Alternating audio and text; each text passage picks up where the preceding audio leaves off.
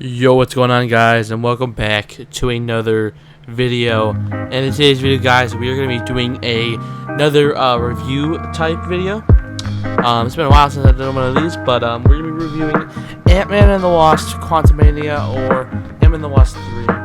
I just got back from seeing it maybe a couple hours ago, and I just wanted to record this video, let you guys know my thoughts before I go into this video any further. There is going to be some major spoilers for this movie. So if you intend on seeing this movie and you want to be spoiled, click off this video immediately. Because I'm going to go deep into spoilers because I kind of feel like it's hard to talk about without spoiling the movie. So yeah, I'm going to put some Spider-Man gameplay in the background of this video. Because I don't really want to get copyright striked by Marvel or anybody. So I'm not going to use any like trailer clips because that's happened in some of my last videos. So just some Spider-Man gameplay. I'm using from a channel. I'll go ahead and link their channel below. That's free to use gameplay for a bunch of their videos. So yeah, awesome channel. And yeah, let's get right into the review, guys. So this movie, I have a very mixed thoughts about. Let's go ahead and talk about the pros. So the pros are Jonathan Majors is an absolute menace as King. He is an absolute unit, dude. It is crazy how cool he is. I don't really have much words to say. He's just a very Jonathan Majors really did kill it at the role of King. And I just thought he's one of the major major parts of the movie, and probably one of the best parts. Other pros, this is kind of where the pros kind of start to drop off, was probably Paul Rudd and Ant-Man, Scott Lang.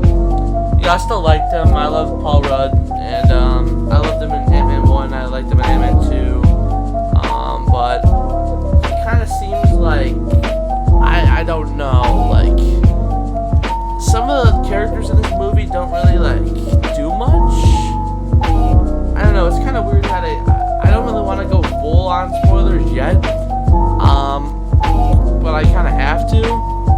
So yeah, pro is Jonathan Majors is an absolute beast as King. I love to see him. A lot of the cons is that Scott and Cassie, they don't really have that father-daughter relationship that we had in Ant-Man 1 and 2. You know, we had those little interactions as when she was a kid. And I know she's not a kid in this movie, but they still could have had interactions with it, you know, and they don't really have that much. You know, they have like little, like, I haven't seen you, I finally, I rescued you, stuff like that, but there's never like a heart-to-heart where they're like, doing anything. There's not really like much of that in the movie. Even with Hope is completely sidelined in this movie.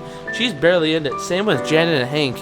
Janet was like the main driving force for them to explain the quantum realm a little bit, and they don't really do that. Kind of sideline Hank and Janet. Hank's like barely in the movie. Like, he's in like a few scenes, and that's about it.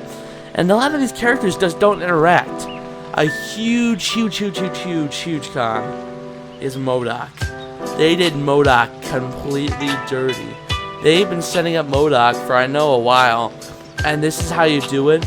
It is so fucking dumb how they set up MODOK. So MODOK actually is revealed to be Darren Cross, I think that's his name. I don't know, tell me in the comments below if I'm right. Is from the first movie. He played Yellow Jacket. He comes back because after Scott used to shrink down between the molecules, he used that to destroy Yellow Jacket's suit, and he got transferred to the quantum realm, and then King saved him and turned him into MODOK. It's completely dumb. They could have completely took this plot with MODOK out of the movie. I would have been fine with it. They could have just done Kang. I would have been fine with it. It's so fucking dumb. He doesn't do shit in the movie. He does absolutely nothing. And then when he meets Scott, he has this like dumb fucking cliche speech like, "Oh, fate brought us together. Oh, yeah, you're like this is your time to have me seek my revenge," and fucking stupid shit like that. I'm like, what the fuck?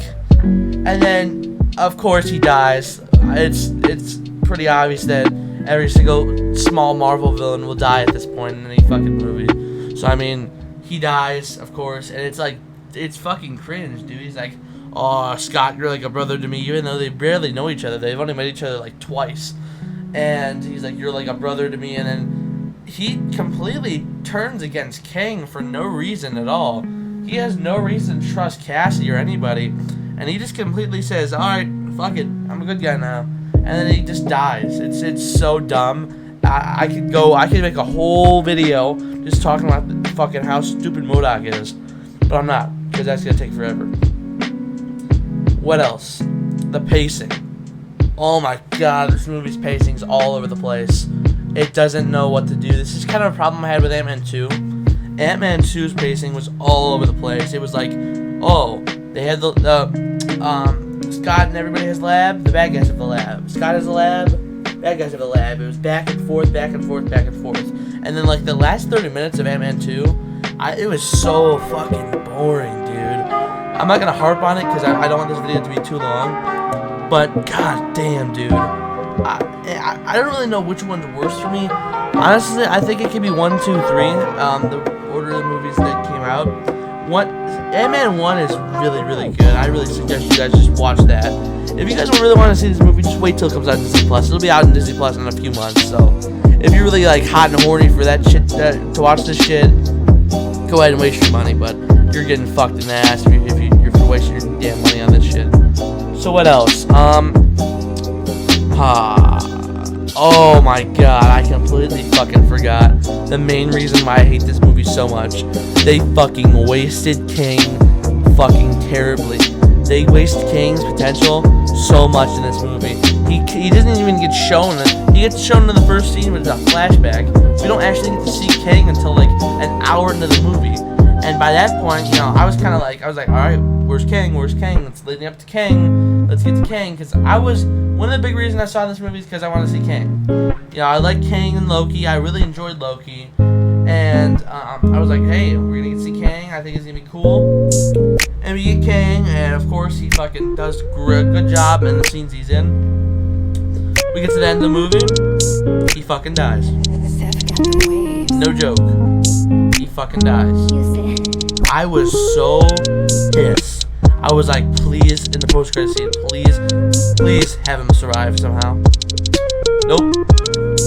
There's nothing talking about how if that King variant survived. There's nothing. I'll get into the post-credit scenes in a minute. But I was so pissed.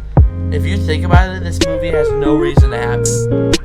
This movie had no reason to actually, you know, come out, because there was no reason to have this movie happen without Kang. And they completely waste Kang.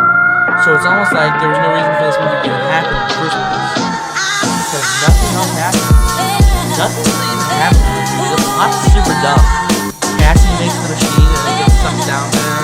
And they have to try to get back. Right? It's a dumb plot. They could have completely skipped this movie and made a completely different movie that, you know, would have been better than this. We didn't need Ant-Man 3. I don't know if people really like Ant-Man that much. I mean, he's a cool guy, but if people really like it that much, I just think it's a big waste of potential that King variant's dead. I thought it was in the setup that King to be the Secret Wars King, because he looks kind of accurate, so I thought it was going to be the thing. But the post-credit scenes show these 3 kings. One, like, I don't know, wearing some kind of Egyptian, I don't know, he looks like he's an Egyptian. And the other one, I don't know, he's some like ring on his head or something like that. And then the third one's wearing some robe, and he has like, his voice is raspy, and then it shows them like getting a bunch of army of kings, and I guess it's pretty cool. I guess it's setting it up for them to be the big bad, but wow, what a wasted potential of the movie, guys. There is a redeeming factor, and it's the last post-credit scene, which shows Kang back, I don't know, it looks like the 1900s, early 1900s, and it shows Mobius and Loki, and they see the King variant, and I was so happy we got to see Loki. I would have rather just had a fucking Mobius and Loki movie. They could have made this movie that. So I don't know. I'm really hyped for Loki too, but Yeah, it was, I know people are gonna, have their own opinion. I was kind of mixed going into this movie. I heard the reviews, they didn't look too good, and I kind of agree with the reviews somewhat. It's definitely not the worst Marvel movie, but, I definitely would save your money if, you're expecting a lot from King. I mean, I don't know if anybody's watching this because this is pretty early. It doesn't come out till tomorrow. And also, I'm spoiling, like, all the movies. So, yeah. If you're still watching this, and you haven't watched the movie, I mean, it's alright for me. I think you just saved I think you just saved 2 hours of your life there. So, yeah. That is Ant-Man and the Wasp: Quantumania. If I had to rank this movie out of 10, I would give it a 5 out of 10, guys. Didn't like it. There's no reason for this movie to happen at all. I mean, maybe in the future they'll bring the King variant back, but still, like, we were expecting King to be this big old villain, and this variant that I thought was going to be, like, the main villain just gets fucked by a bunch of ants and MODOK that looks shitty as hell, and the CGI is not good, so I don't know, guys. MCU is kind of in shambles. I love Black Panther, but if they keep going in this direction, guys, I'm gonna start to lose interest. So, I don't know what's going on. There's more movies that are coming out this year that I'm more excited for. So we will just have to wait and see if Marvel can try to get my attention back to it. So, yeah, guys, hope you did enjoy. If you did, make sure to like the video and subscribe and turn on post notifications so we upload updated so when I post videos. So yeah, guys, I hope you did enjoy, and I'll see you in the next one. Peace out.